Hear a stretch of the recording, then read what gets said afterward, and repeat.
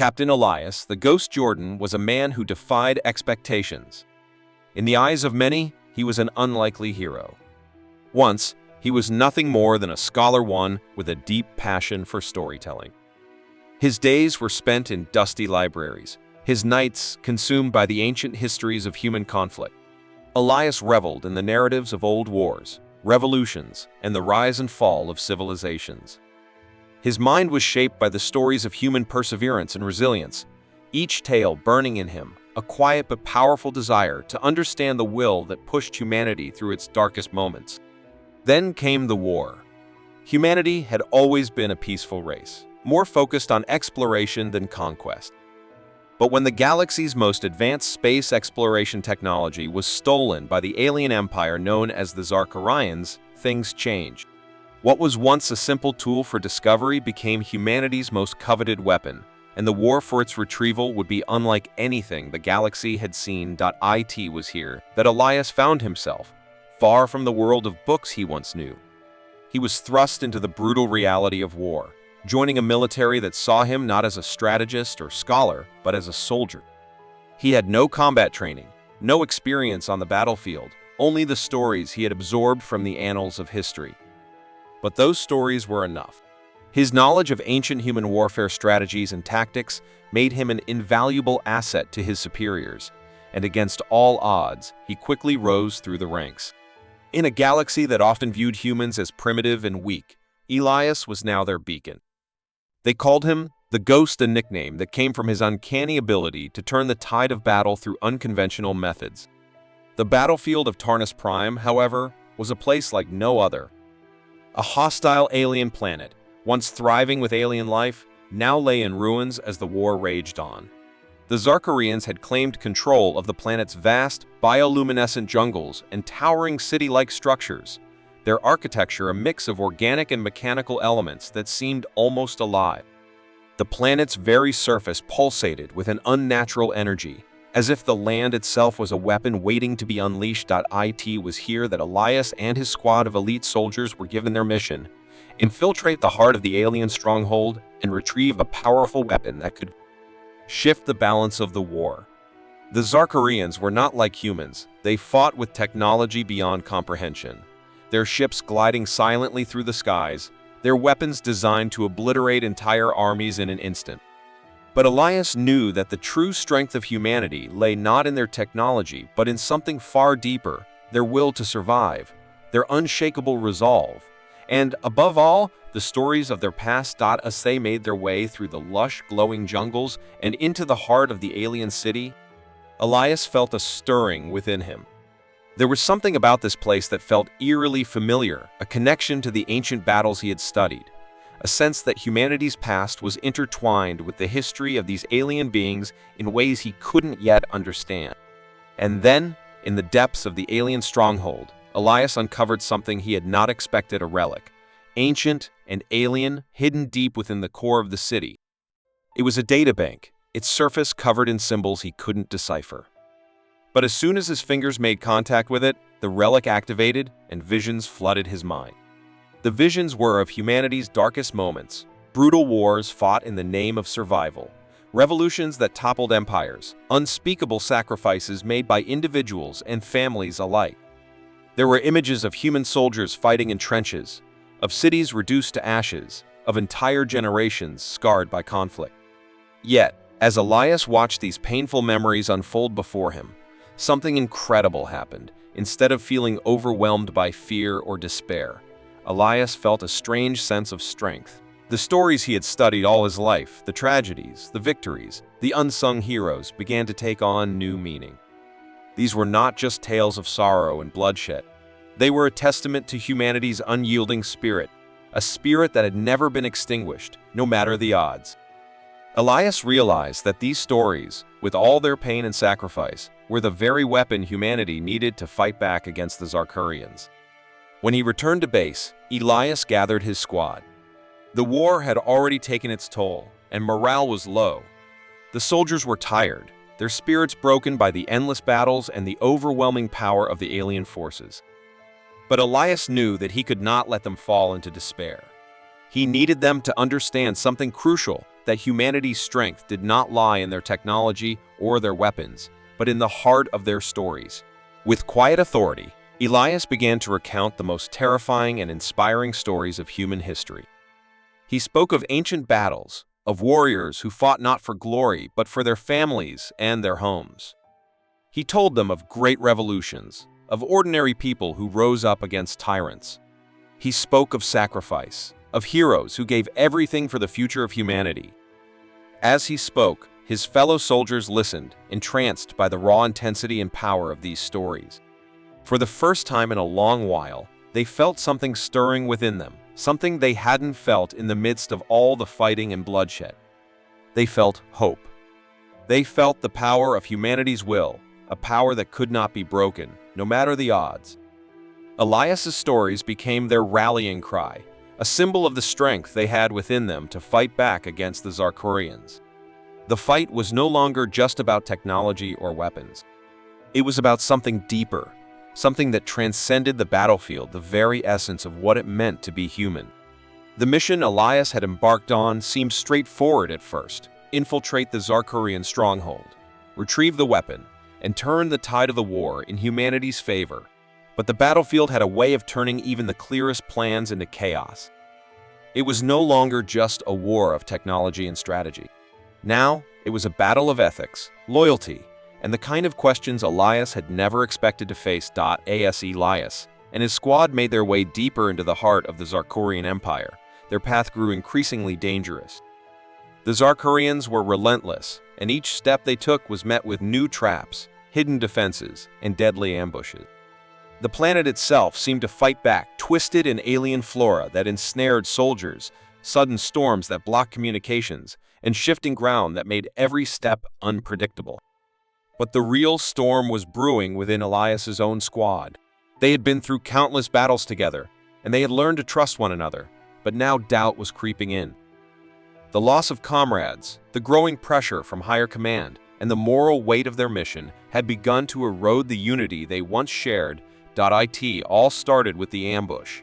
A well-planned Zarkorian strike left half of Elias's squad dead before they could even react. The survivors barely escaped, but the attack made one thing clear: the mission was no longer about retrieving the weapon. It was about survival. Elias's squad was falling apart, and the enemy was getting closer.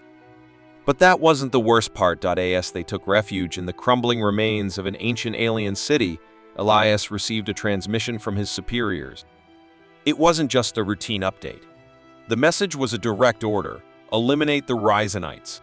The Ryzanites were a peaceful alien race, one that had stayed neutral throughout the war. They had not chosen sides, preferring to keep to themselves and avoid conflict. To Elias, this order made no sense. Why should they be targeted? But his superiors had made their stance clear. They feared the Ryzanites' technology. It was said that they had mastered bioengineering to the point where they could create weapons that could change the nature of the war. In the eyes of humanity's high command, the Ryzanites were now a threat that had to be wiped out before they could enter the conflict. Elias stood frozen, staring at the transmission as the weight of the order sank in. He had fought for survival. He had fought for humanity's future, but this wasn't survival. This wasn't even a battle. This was genocide. He had joined the war to protect humanity, not to commit atrocities.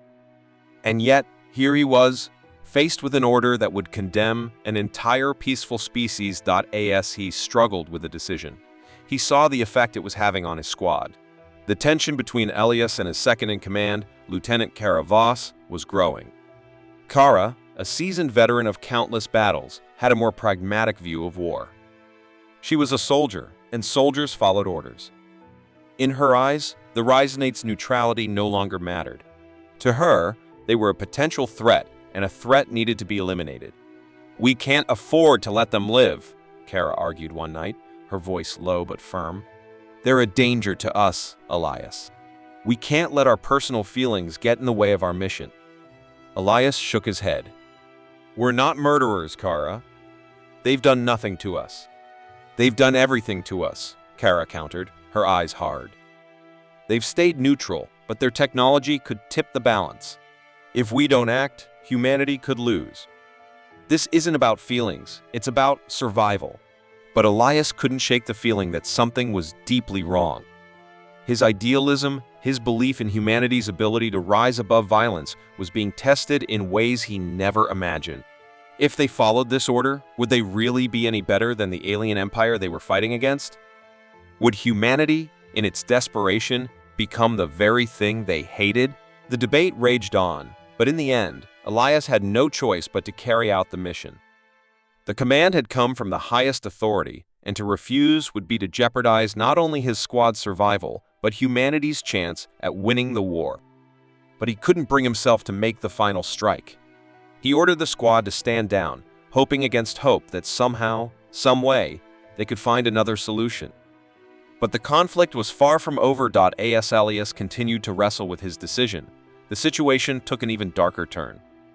The weapon they had been searching for, the one that could win the war, was not just a tool of destruction. It was a force of unimaginable power, one that could obliterate entire species with a single command. Elias's worst fears were realized. The weapon was more dangerous than they had ever anticipated. The weapon had the ability to manipulate not just matter, but the very fabric of existence itself. It could twist time, bend space, and destroy entire civilizations without leaving a trace. In the wrong hands, it could undo everything humanity had fought for. And yet, in the hands of the Zarkorians, it could change the galaxy forever. The stakes of the war had just escalated. This wasn't just about defeating the Zarkorians anymore. It was about preventing the weapon from falling into the wrong hands, from being used to destroy everything. But Elias's team was divided. Some, like Kara, still believed they should use the weapon to strike decisively at the heart of the enemy. Others, like Elias, knew that the weapon was too dangerous to control. Using it could mean humanity's own destruction. The mission had gone from retrieving a weapon to keeping it out of anyone's hands. Just as Elias was beginning to lose hope, an unexpected ally appeared. A group of rogue aliens, known as the Zenthari, made contact.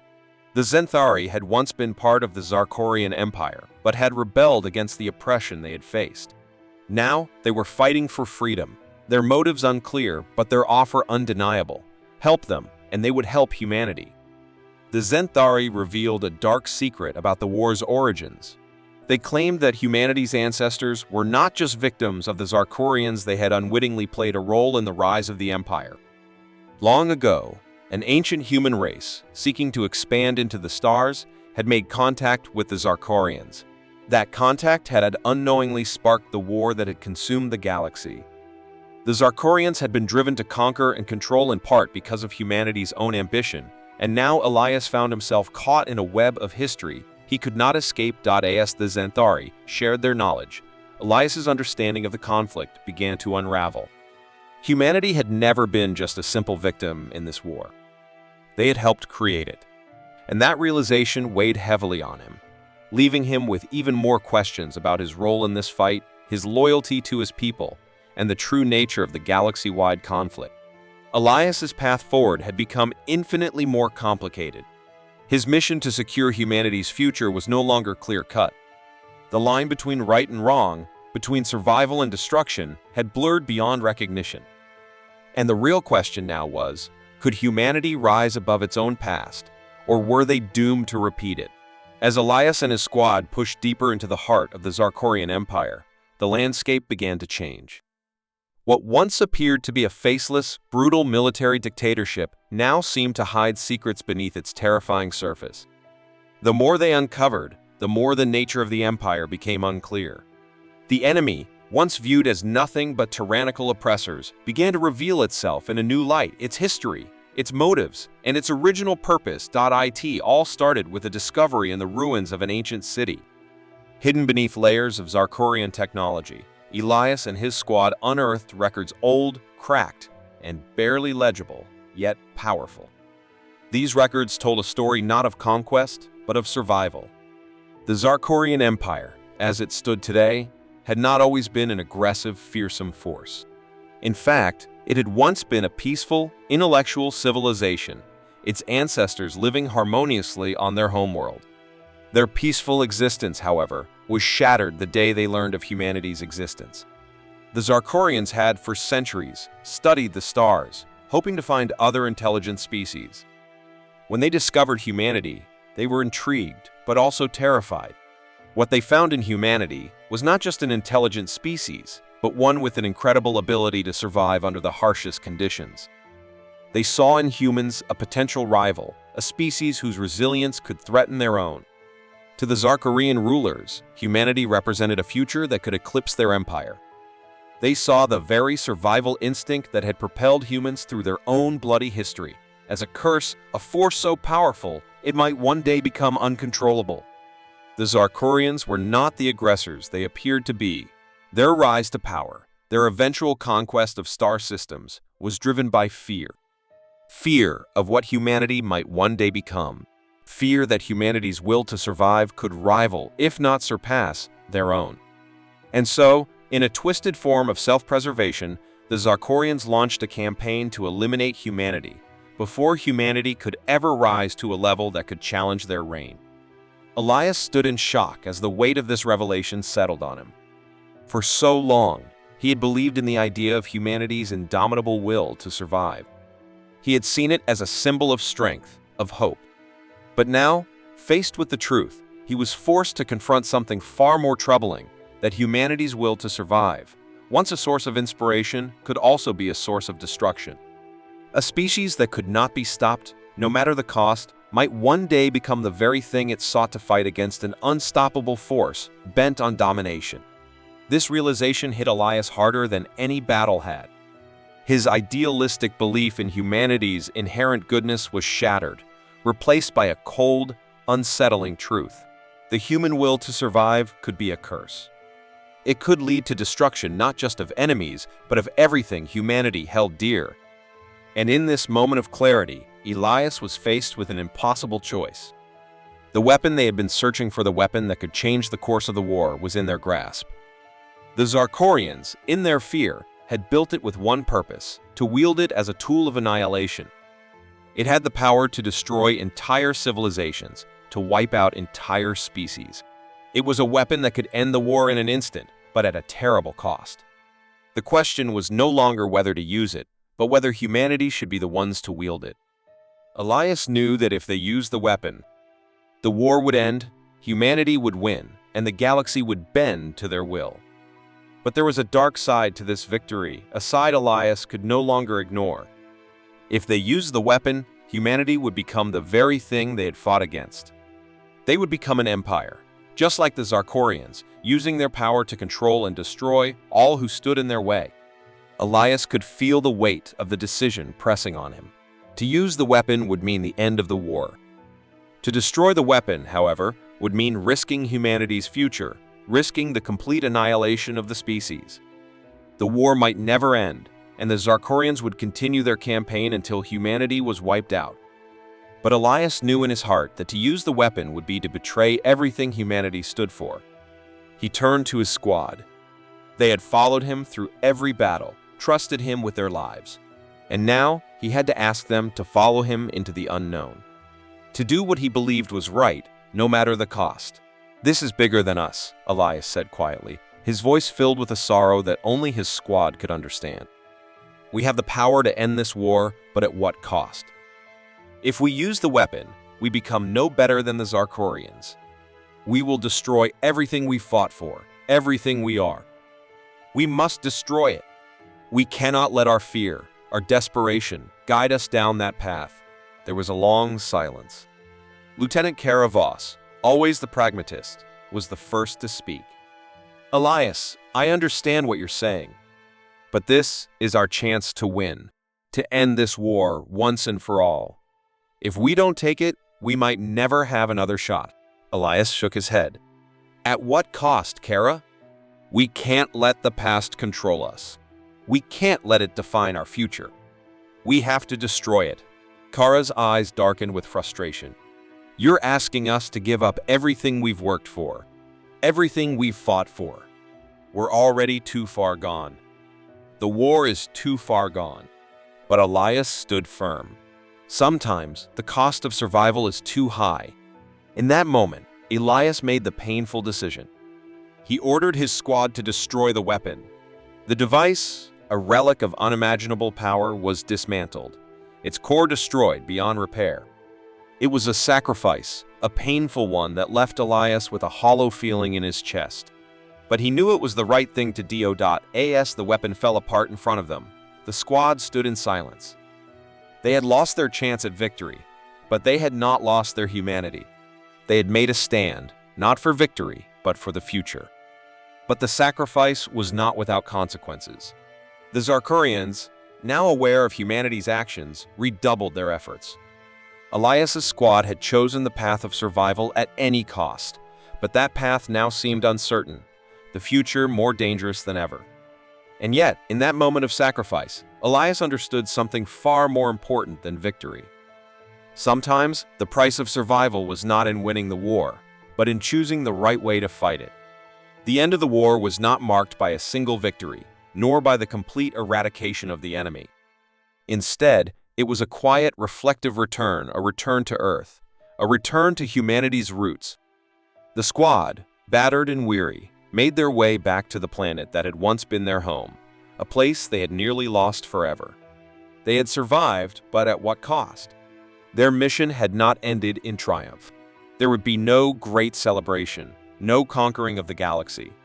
Humanity, with all its ambition, had made a choice that secured its survival but also changed its destiny forever. Elias stood at the edge of the landing platform, gazing at the planet below. Earth was both familiar and distant now. The scars of war were visible in every corner of the world, but the most painful scar was the one that was inside him.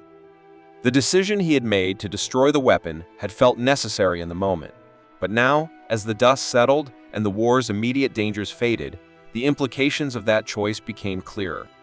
They had saved humanity's future, but they had also sealed humanity's fate. Their dream of galactic dominance was gone, wiped away with the destruction of the weapon. Without that weapon, humanity would never be able to compete on the same level as the other intergalactic species. The galaxy would continue to turn, with or without them, and humanity would remain on the fringe of this new world order. They would no longer be the conquerors. They would no longer be the heroes with the ultimate weapon. They were simply survivors. But that, Elias realized, was enough. The surviving members of his squad gathered around him, each of them changed by the war in ways they couldn't yet fully understand. They had all sacrificed something, some more than others, but they had all paid the price. There was no returning to the lives they had known before. The future would be a different one that demanded reflection, growth, and, perhaps, a different kind of strength than the one humanity had once held dear. The decision to destroy the weapon had been painful, but it had been necessary. The cost was the dream of cosmic dominance, but the reward was something more profound, the preservation of humanity's soul. They had not become like the very empire they had fought against. They had not succumbed to the temptation of unchecked power. They had chosen the harder path, the path that allowed them to rebuild, not as conquerors, but as participants in a galaxy that was no longer theirs to rule. But there was more to come. As Elias and his squad settled into their new reality, a surprising twist emerged. The Zarkurians, upon learning of humanity's self-imposed exile and the destruction of the weapon, sent an unexpected message, a message that was not one of war, but one of diplomacy. The alien empire, recognizing humanity's unwillingness to be like them, extended an olive branch. They offered humanity a seat at the table in a new intergalactic council, a council composed of various alien species, each with its own agenda, its own culture, and its own history. At first, the offer seemed like a victory. The Zarkurians, who had once sought humanity's destruction, now saw value in humanity's ability to stand apart from the rest of the galaxy. They had recognized the uniqueness of humans not in their ability to conquer, but in their ability to resist it. The offer to join the council was seen as a sign of respect. Humanity had earned a place, not through violence, but through survival. Yet, as Elias sat with his squad, discussing the offer, he realized that it was far from a victory. It was, in many ways, a prison sentence. The council was not a place of equality. It was a space where power dynamics were constantly shifting, where allegiances were fragile, and where survival depended on the ability to navigate complex political landscapes. The council was a game, and humanity had just been invited to play, but at what cost? Would they truly be free, or would they simply become pawns in a larger game of galactic diplomacy? Elias was torn. On one hand, the offer was a recognition of humanity's survival, a chance to shape the future of the galaxy. On the other hand, it was a reminder that humanity had lost the one thing it had fought for: the ability to make its own destiny, free from the influence of the intergalactic powers that now circled around them. As they discussed the Council's offer, Elias couldn't help but feel the weight of history pressing on him. For all the stories of human triumph, of humans overcoming impossible odds, this was a new chapter, a chapter that required humanity to rethink its place in the universe. It was no longer about conquering the stars. It was about coexisting with species that saw the galaxy through very different eyes. The offer to join the Council was a complex one. It held the promise of power and influence, but it also held the threat of becoming just another cog in a vast, impersonal machine. The Council was a place where alliances shifted as quickly as the stars, and every species had its own agenda. Could humanity thrive in such an environment? Could they maintain their ideals in a galaxy that was driven by pragmatism, power, and survival? Or would they lose themselves, just as they had nearly done in the war? Elias spent many nights contemplating the future. As humanity began to rebuild, as the world slowly recovered from the ravages of war, he wondered if the stories of old wars, the ones he had studied so intently, still held the answers. Were the tales of human resilience and strength enough to guide them? Or would they need new stories, new ways of thinking, to navigate the uncertain future ahead? He realized that humanity's true strength lay not in their ability to survive. The stories of the past had been necessary. They had inspired the humans of his time to fight, to resist, to endure. But they could not define the future. The future would be shaped by the choices they made now. The future would require new stories of cooperation, of understanding, of finding a way to thrive in a galaxy that had no place for dominance. As the Council's invitation sat before him, Elias understood that humanity's greatest victory might not lie in their will to endure, but in their ability to evolve beyond their past. They had survived the war. Now, they had to survive the peace. And in that survival, they would find the true meaning of their strength.